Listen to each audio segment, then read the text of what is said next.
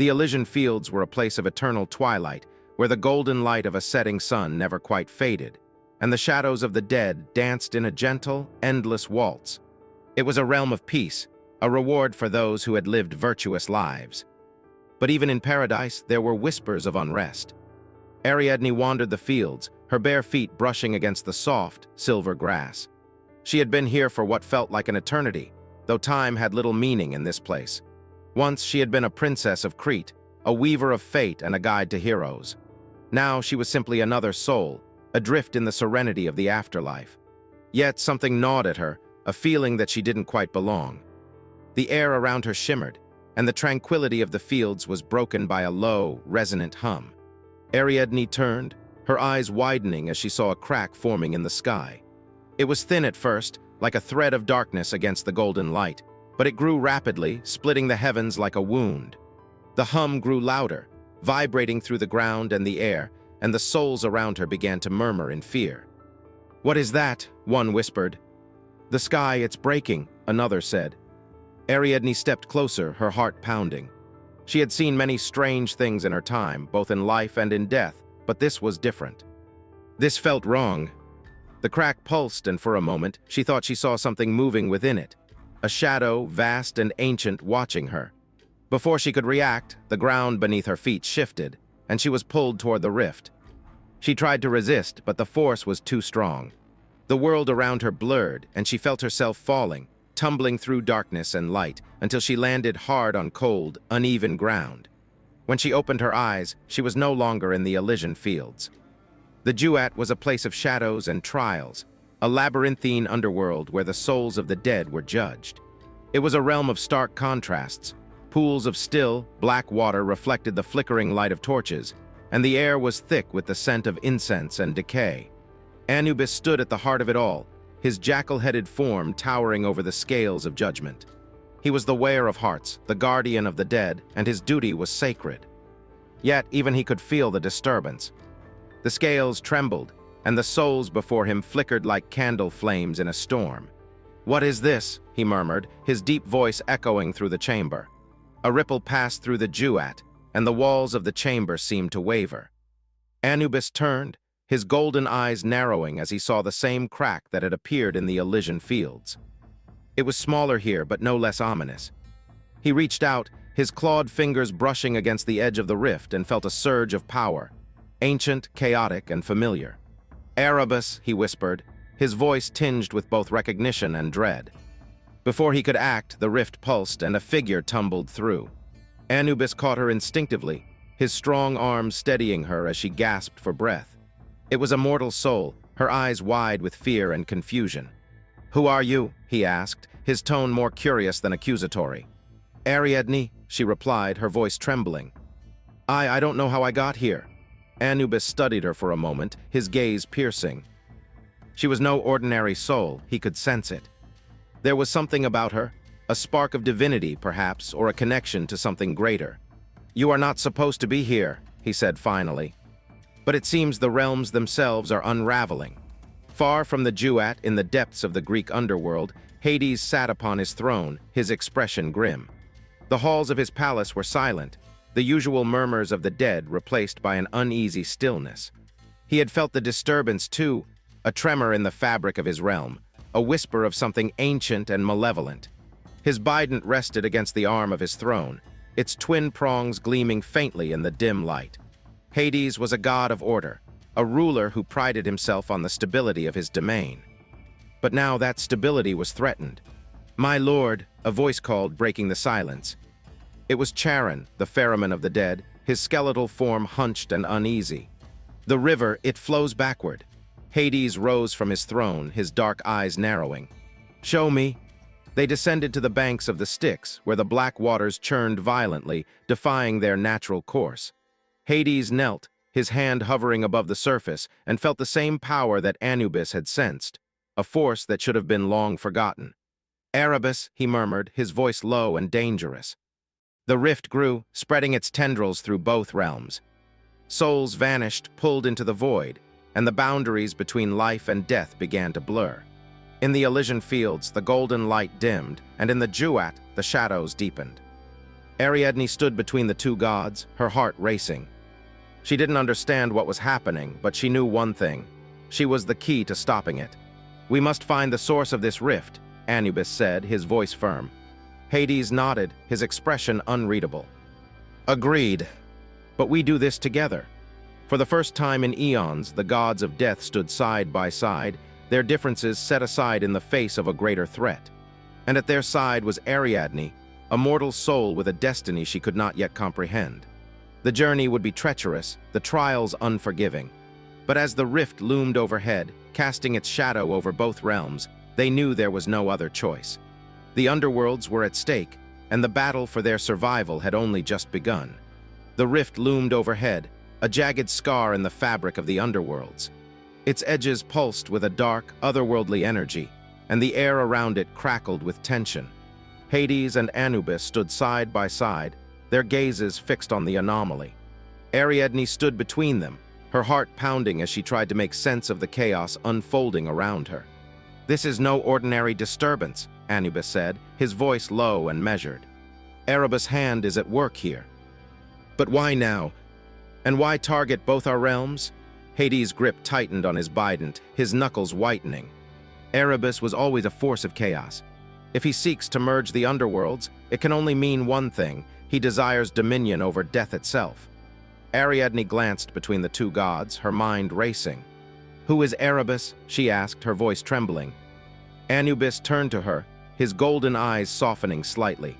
"Erebus is primordial darkness, a force older than even the gods. He was once a mentor to us, teaching the importance of balance in death. But his heart grew bitter, and he was cast into the void. Now it seems he has returned."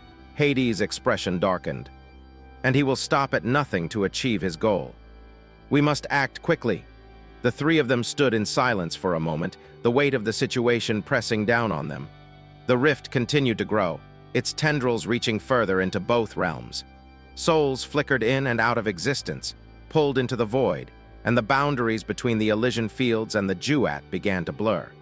Anubis led the way through the Duat, his jackal-headed form cutting through the darkness like a blade. The air was thick with the scent of incense and decay, and the walls of the labyrinth seemed to shift and twist as they moved. Ariadne stayed close to Hades, her eyes darting nervously around the unfamiliar realm. "The Duat is a place of trials," Anubis explained as they walked. "Each soul must navigate its challenges to reach judgment. But now the trials have been corrupted by Erebus' influence." As if on cue, the ground beneath them began to tremble, and the shadows around them came alive. Dark, shapeless forms emerged from the walls, their eyes glowing with malevolent light. "Stay close," Hades said, stepping in front of Ariadne. He raised his bident, its twin prongs crackling with energy. The shadows lunged, their movements swift and unpredictable. Hades met them head-on, his bident striking with precision. Anubis joined the fray, his scales glowing as he summoned the power of Maat to dispel the darkness. Ariadne watched in awe, her fear momentarily forgotten. The gods moved with a grace and power that was both terrifying and beautiful. But as the battle raged on, she noticed something strange. The shadows seemed to be drawn to her. One of the creatures broke through the gods' defenses, its form shifting into a familiar shape. It was a man, his face twisted with anger and sorrow. "Theseus?" Ariadne whispered, her voice barely audible. The shadowy figure lunged at her, but before it could strike, Anubis intervened, his claws tearing through the creature. It dissipated into smoke, but the encounter left Ariadne shaken. "What was that?" she asked, her voice trembling. "The shadows feed on your memories," Anubis explained. "They take the form of those you have loved and lost, seeking to weaken your resolve." Hades glanced at her, his expression unreadable. "Stay focused. We cannot afford distractions." The path led them to the banks of a dark, swirling river. The water churned violently, its currents pulling at the edges of the rift. "The river Lethe," Hades said, his voice grim. "Its waters bring forgetfulness to those who drink from it. But now it flows backward, feeding the rift." Anubis knelt by the river's edge, his hand hovering above the surface. Erebus is using the river to destabilize the boundaries between the realms. If we can restore its natural flow, we may be able to slow the rift's growth. "And how do you propose we do that?" Hades asked, his tone skeptical. Anubis stood, his gaze steady. We must find the source of the corruption. But the river is treacherous and its waters will test us. Ariadne stepped forward, her resolve hardening. I'll do whatever it takes. The three of them waded into the river, the cold water biting at their skin. The currents pulled at them, threatening to drag them under, but they pressed on. As they moved deeper, the water began to shimmer, and visions of their pasts flashed before their eyes.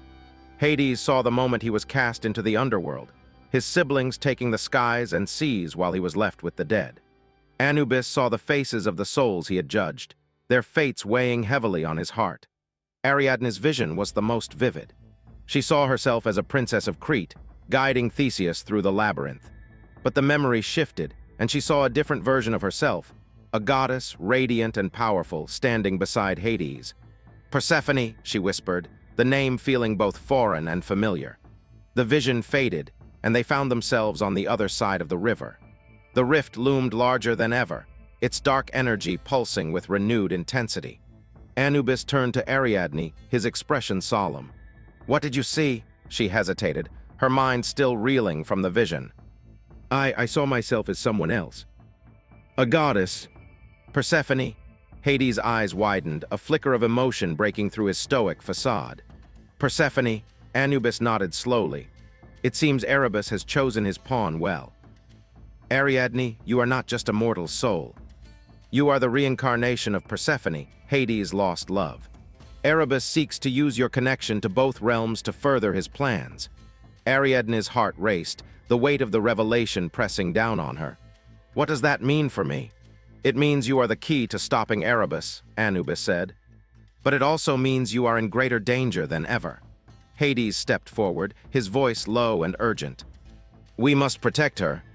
If Erebus gains control of her, he will have the power to merge the underworlds. The rift pulsed, and the ground beneath them began to crack. The shadows returned, more numerous and aggressive than before. We don't have much time, Anubis said, his scales glowing with golden light. We must press on. As they continued their journey, Ariadne felt a growing sense of dread. The trials had only just begun, and already the stakes were higher than she could have imagined. She glanced at Hades, his expression unreadable, and at Anubis, his gaze focused and determined. What happens if we fail? She asked, her voice barely above a whisper. Anubis turned to her, his golden eyes filled with resolve. If we fail, the underworlds will fall, and death itself will be consumed by chaos. But we will not fail. Hades nodded, his grip tightening on his bident. We will stop Erebus no matter the cost. Ariadne took a deep breath, her resolve hardening. She didn't fully understand her role in all of this, but she knew one thing. She would not let fear dictate her actions. The path ahead was uncertain, and the trials would only grow more dangerous. But as the rift loomed overhead, casting its shadow over both realms, they knew there was no turning back. The alliance of shadows had been forged, and the battle for the underworlds had only just begun. The rift pulsed above them, its dark energy growing stronger with each passing moment. The ground beneath their feet cracked and splintered, as if the very fabric of the underworlds was unraveling. Hades, Anubis, and Ariadne pressed forward, their resolve hardened despite the growing danger. We need to find the source of this corruption, Anubis said, his voice steady but urgent. If we can sever Erebus' connection to the rift, we may be able to stop it from consuming both realms. Hades nodded, his grip tightening on his bident. But we'll need more than brute force to do that. Erebus thrives on chaos. We'll need a way to disrupt his influence. Ariadne, walking between the two gods, felt the weight of their words. She had barely begun to process the revelation of her past life as Persephone, and now she was being asked to play a pivotal role in stopping Erebus. She glanced at Hades, his stoic expression betraying little, and at Anubis, whose golden eyes radiated determination. What can I do? She asked, her voice trembling but resolute. Anubis turned to her, his gaze softening. You are the key, Ariadne. Your connection to both realms makes you uniquely suited to navigate the rift's chaos. But it also makes you a target. Erebus will stop at nothing to claim you. Hades stepped forward, his voice low and urgent. We'll protect you, but you must trust us. Ariadne nodded, though her heart still raced. She didn't fully understand her role, but she knew she couldn't let fear hold her back. The path ahead led them to a vast, crumbling temple, its walls etched with ancient runes. The air was thick with the scent of decay, and the ground was littered with shattered statues and broken pillars. At the center of the temple stood a pedestal upon which rested a shard of glass, a fragment of the Mirror of Lethe. "The Mirror of Lethe," Anubis said, his voice filled with reverence. "It holds the power to erase memories, to sever the ties that bind souls to their pasts. But it is a dangerous artifact, one that must be wielded with great care." Hades approached the pedestal, his eyes narrowing as he studied the shard. "If we can use this to disrupt Erebus' connection to the rift, we may be able to seal it. But it will come at a cost." Ariadne stepped forward, her gaze fixed on the shard. "What kind of cost?" Anubis hesitated, his golden eyes filled with sorrow. "The mirror demands a sacrifice. To wield its power, you must give up your memories, your past, your identity, everything that makes you who you are." Ariadne's heart sank. She had already lost so much, her life, her home, her sense of self. Now she was being asked to give up the last remnants of who she was. "There must be another way," Hades said, his voice tense. Anubis shook his head. "The mirror is our only hope. Without it, the rift will consume everything." Ariadne took a deep breath, her resolve hardening. "If this is what it takes to stop Erebus, then I'll do it." Hades turned to her, his expression unreadable. "You don't have to do this. We'll find another way." "There is no other way," Ariadne said, her voice steady. "I may not remember who I was, but I know who I am now. And I won't let fear stop me from doing what's right." As Ariadne reached for the shard, the temple began to tremble. The shadows around them came alive, twisting and writhing as they took on familiar forms.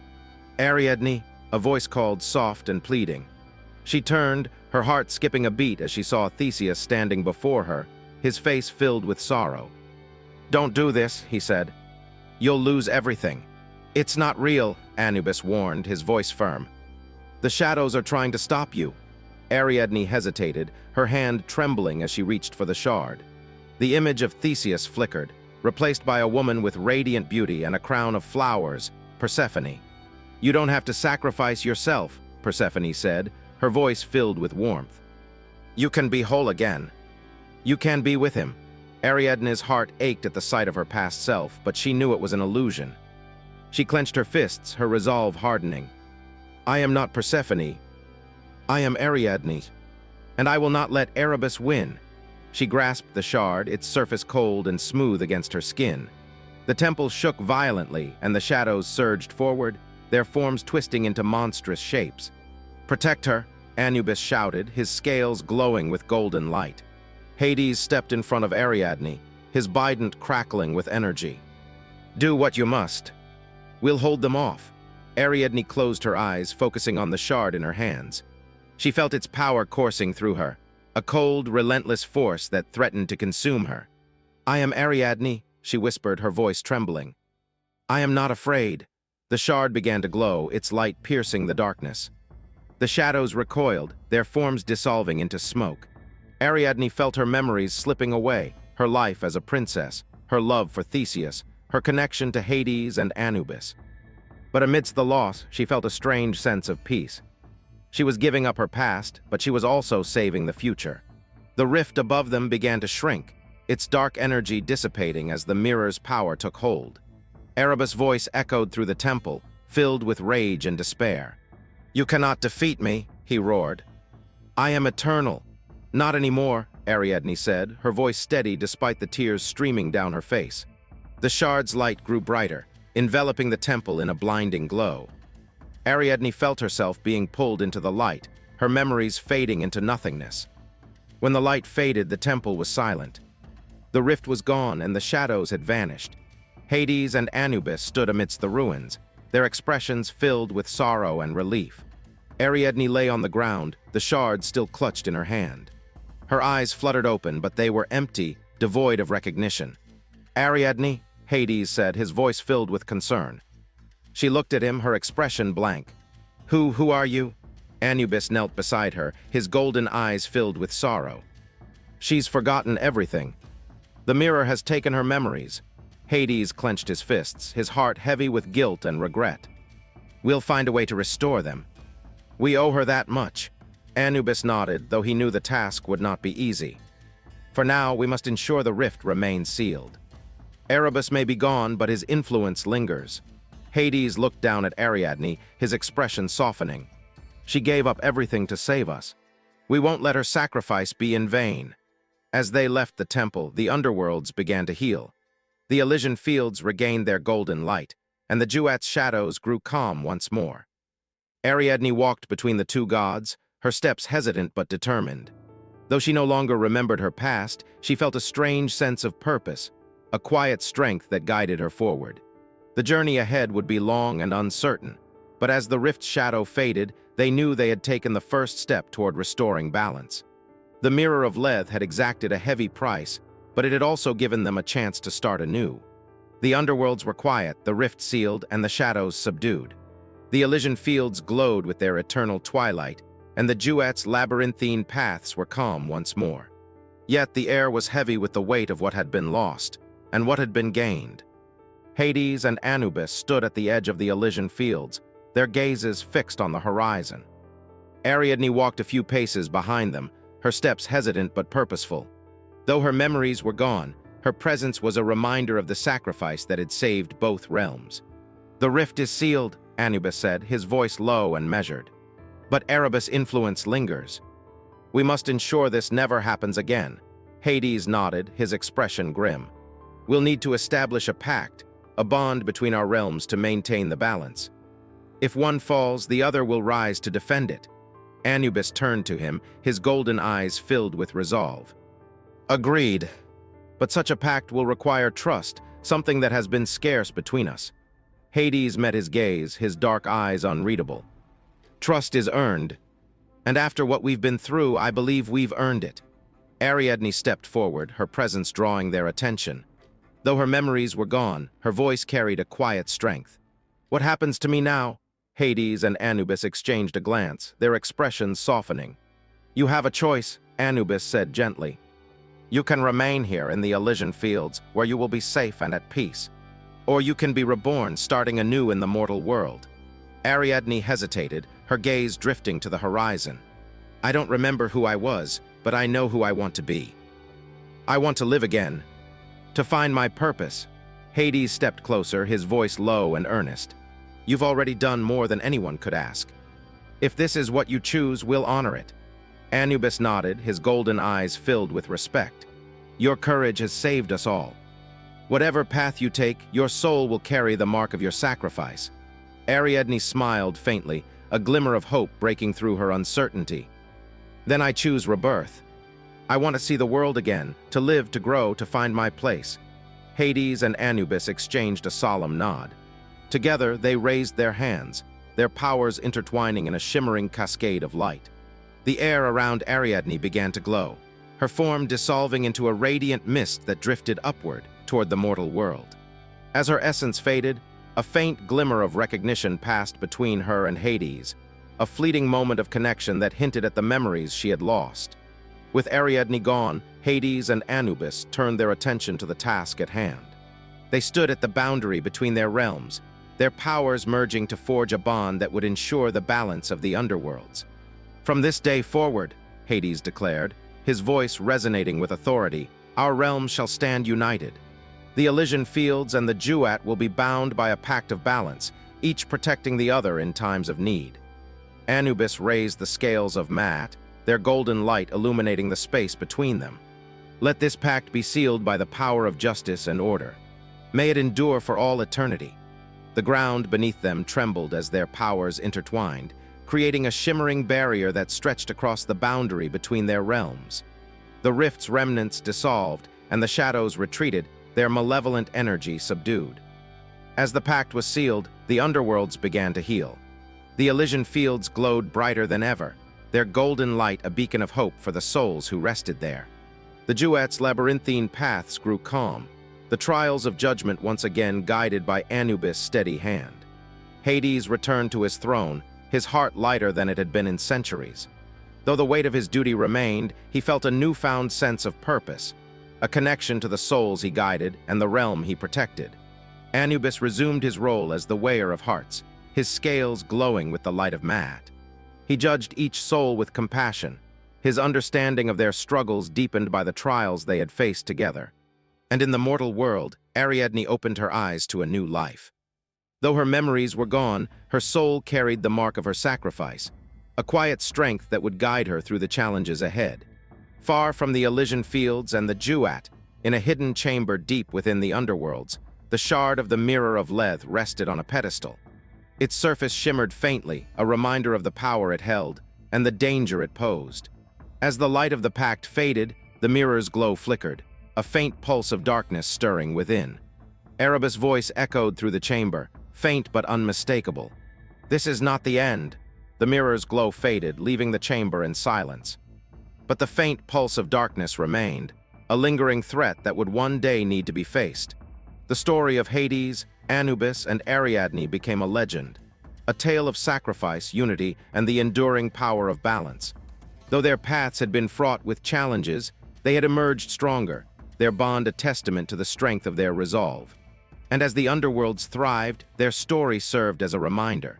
Even in the face of darkness, there is always hope.